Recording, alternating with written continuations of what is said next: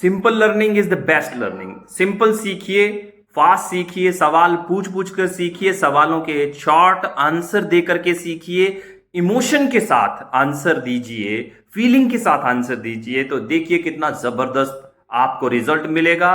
पहले ही स्टार्टिंग में ही, शुरुआत में ही आपको समझ आने लग जाएगा, और आप जैसे जैसे फीलिंग से रिस्पॉन्ड करेंगे तो आपके रिस्पॉन्स की वजह से आपकी लर्निंग बहुत बढ़िया हो जाएगी, और आपको पहले दिन से ही फील होगा कि आपको इंग्लिश समझ आने लग गई है। जी, लिख लीजिए, पहला सेंटेंस लिखिए। लिखवाऊंगा मैं 10 सेंटेंस, लेकिन चर्चा सिर्फ एक पे करेंगे, बाकी सब आप अपने आप कर कीजिएगा। आपकी प्रैक्टिस अकेले में होगी, आपके दिमाग से होगी तो ज्यादा बेहतर होगी। तो पहला सेंटेंस लिखिए, ये किताब बड़ी दिलचस्प है। कैसे लिखेंगे? दिलचस्प को इंग्लिश में क्या कहेंगे? दिलचस्प को इंग्लिश में हम इंटरेस्टिंग कहेंगे। So this book is interesting, ये किताब बड़ी दिलचस्प है। आगे बाकी चीजें आप बनाइए। दूसरा सेंटेंस मैं इंग्लिश बोलता जाऊंगा, आप लिखते जाइए, और एक पे हम चर्चा करेंगे। So this car is beautiful. दूसरा sentence, this car is beautiful. This house is spacious. खुला हाउस मतलब खुला बड़ा घर हो, उसे स्पेसियस मतलब काफी जगह है यहां पर। This phone is handy, HANDY, handy. अगर स्पेसियस के स्पेलिंग लिखने हैं तो लिख लीजिए SPACIOUS,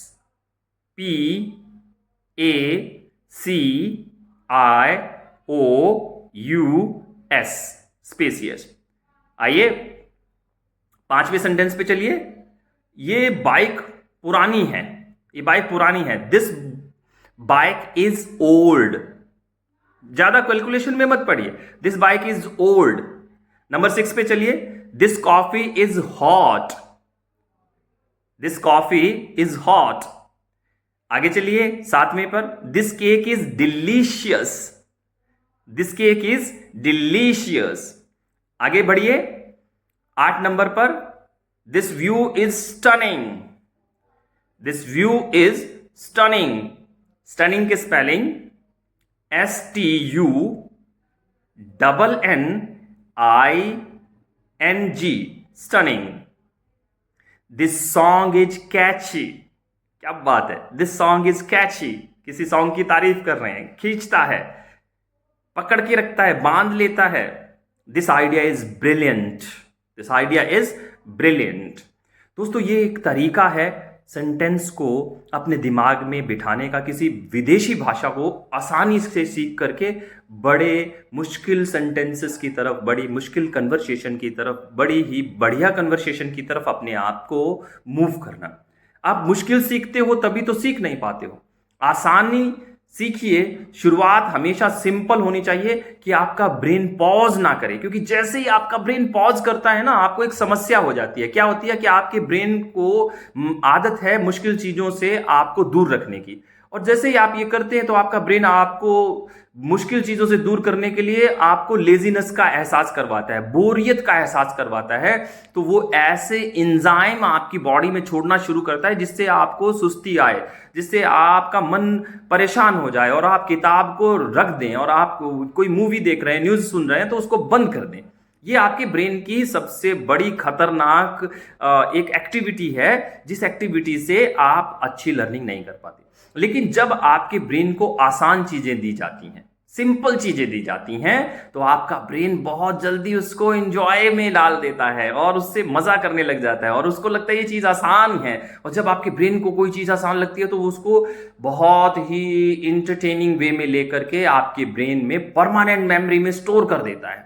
और ये चीज आपको करनी चाहिए। मैं तो आपको सीधा कहूंगा, ये जो आपका मिस्टर इंडिया सर है, आपको यही सिखाना चाहता है, जो दिखता नहीं है आपको, जो आपकी आंखों से नहीं, आपके कानों से, आपके दिमाग और आपके दिल में उतरने की कोशिश कर रहा है।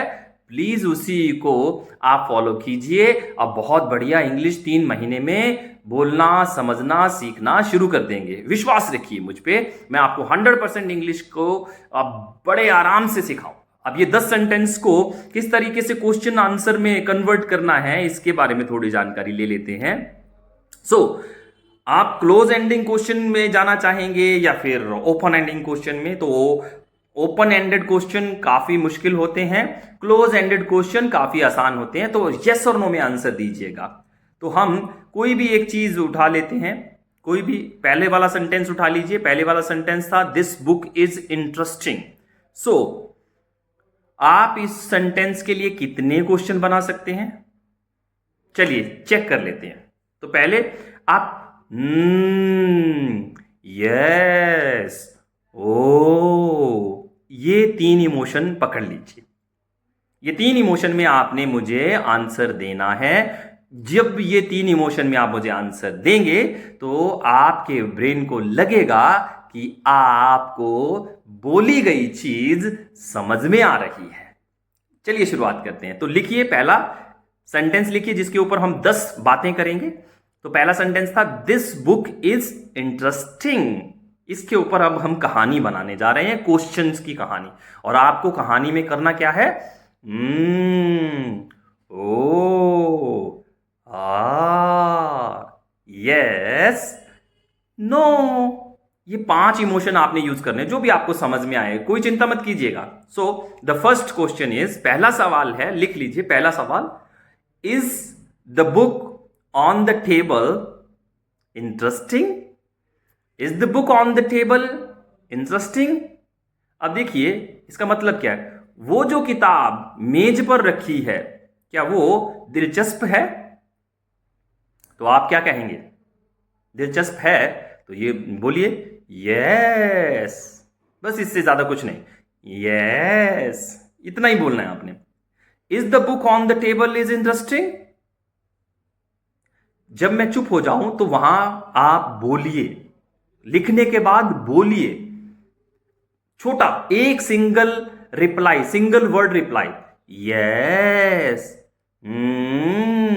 प्लीज बोलिए। बोलने से आपकी बहुत सी प्रॉब्लम सॉल्व हो जाएंगी। चलिए 2 नंबर क्वेश्चन पे चलते हैं। Is the friends car beautiful? Very good. 3 number पर चलते हैं। Is the friend house spacious? That's great. Is the friends phone handy? Is the bike old? Is the coffee hot? Is the cake delicious? Is the view stunning? Is the song catchy? Is the friend's idea brilliant? Very good. बहुत ही बढ़िया, आपने बहुत अच्छा साथ दिया मेरा। अगर आपको ये 1 मिनट के क्वेश्चन आंसर सीरीज को देखना है तो आप पीछे चले जाइए, 6 मिनट से शुरू करके आप फिर से 8:26 तक आकर समझ सकते हैं। आइए अब एक ही लाइन के ऊपर 10 क्वेश्चन पूछते हैं। चलिए लिखिए, पहली लाइन थी हमारी द बुक इज इंटरेस्टिंग, इसके ऊपर आप 10 क्वेश्चन बनाएंगे। चलिए लिखिए, इज द बुक इंटरेस्टिंग? क्या कहेंगे आप, यस और नो? अगर यस बोलना है तो बोलिए पूरा, थोड़ा लंबा खींचिए, यस। अगर नो बोलना है, नो, और थोड़ा बॉडी को शेक कीजिए, थोड़ा सा बॉडी को हिलाइए। ऐसे समझिए कि मैं आपके सामने बैठा हुआ हूं, आपको बहुत अच्छी इंग्लिश आती है और आप उसका रिप्लाई समझकर कर रहे हैं। ब्रेन को ये आपने समझाना है कि आपको वो जो सर बोल रहे हैं वो समझ आ रही है, आपके सामने जो स्पीच चल रही है वो आपको समझ में आ रही है। ग्रेट। नंबर 2 क्वेश्चन, इसी लाइन के ऊपर number 2 question, is the speaker referring to specific book? Is the speaker referring to a specific book? कुछ समझ में नहीं आया, टेंशन मत लीजिए, बाद में स्पेसिफिक का मतलब ढूंढ लीजिएगा, रेफरिंग का मतलब ढूंढ लीजिएगा, काम हो जाएगा। नंबर 3 पे चलते हैं। Does the book hold the speakers attention? Does the book hold the speakers attention, क्या किताब ने स्पीकर के, बोलने वाले के, वक्ता के ध्यान को खींच लिया? बिल्कुल, यस, बोलिए। चलिए 4 नंबर को थोड़ा आसान करते हैं। Is the book boring? Is the book boring? Answer दीजिए। ग्रेट। 5 नंबर पे चलिए, लिखिए, does the speaker think the book is worth reading? Does the speaker think the book is worth reading? Very good, बहुत अच्छा कर रहे हैं आप। Is the book captivating? Is the book captivating? Is the book captivating? Captivating की spelling लिख लीजिए, CAPTIVATING,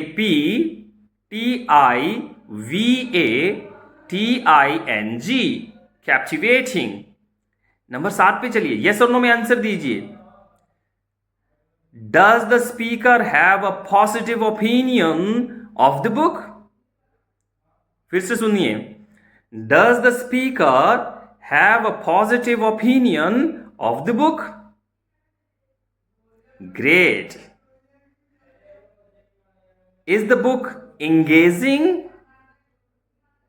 is the book engaging? 9 number वाला सेकंड लास्ट क्वेश्चन लिखिए, does the speaker find the book thought provoking? Does the speaker find the book thought provoking? Would the speaker recommend the book? Would the speaker recommend the book? अब देखिए, ये 10 question जो मैंने आपको लिखवाए हैं, इनको बार बार सुनिए, और इसमें आपके सिर्फ 12 मिनट लगेंगे बार बार सुनने में, 12 मिनट, और आप देखिएगा आपको बहुत अच्छे लेवल से इंग्लिश समझ में आना शुरू हो जाएगी। इंटरेस्टिंग बुक की जगह पर आप और ज्यादा प्रैक्टिस करना चाहते हैं तो यही 10 सवाल कार के बारे में पूछ लीजिएगा, हाउस के बारे में पूछ लीजिएगा, phone, bike, coffee, cake, view, song, idea, इन सब के बारे में ये 10 सवाल बार बार पूछिए, प्रैक्टिस कीजिए। फिर टेंस चेंज कीजिएगा, अभी प्रेजेंट की बात हुई है, फिर पास्ट की बात अपने आप कर लीजिए, इसकी जगह पर वॉज लगा दीजिए, और फिर फ्यूचर की कर लीजिएगा, वॉज की जगह पर विल बी लगा दीजिएगा, काम हो जाएगा। और आप कहेंगे सर क्या बढ़िया एक्सरसाइज दी है, जिसमें किसी की जरूरत भी नहीं पड़ती और काम भी बड़ा बढ़िया होता है। इसी वजह से Ing9 धीरे धीरे सबसे आगे बढ़ रहा है, क्योंकि हम जो कह रहे हैं उसे करके दिखाने में सफल हो पा रहे हैं। उम्मीद करता हूं आपको ये सेशन जबरदस्त लगा होगा, क्योंकि यहां पर मैंने आपको इज को वॉज और वॉज को विल बी करना सिखाया। उसके बाद हमने सीखा कि एक सेंटेंस के 10-10 क्वेश्चन कैसे बनाए जा सकते हैं, एक ही सेंटेंस को अलग अलग तरीकों से कैसे बोलकर पूछा जा सकता है। आस्किंग एंड टेलिंग स्टोरी का मेथड मैंने आपको यहां पर सिखाया है। एक लाइन की कहानी थी, द बुक इज इंटरेस्टिंग, हमने अलग अलग 10 सवाल पूछकर उसमें आपको उसी बुक के साथ जोड़ने की कोशिश की, और उसमें आपने जो सीखा वो काबिले तारीफ था। और वो क्या था? आपने 10 चीजें सीखी। आपने इंटरेस्टिंग वर्ड सीखा, आपने referring to a specific word सीखा, आपने अटेंशन वर्ड सीखा, अटेंशन ढूंढिए अटेंशन को क्या कहते हैं। आपने बोरिंग वर्ड सीखा, बोरिंग को ढूंढिए हिंदी या उर्दू में क्या कहते हैं। आपने वर्थ रीडिंग सीखा, आपने कैप्टिवेटिंग सीखा, वेरी गुड। आपने पॉजिटिव ओपिनियन के बारे में सीखा, आपने एंगेजिंग के बारे में सुना, आपने फाइंड के वर्ड थॉट प्रोवोकिंग के बारे में सुना, आपने सुना वुड द बुक रिकमेंडेड के बारे में आपने सुना।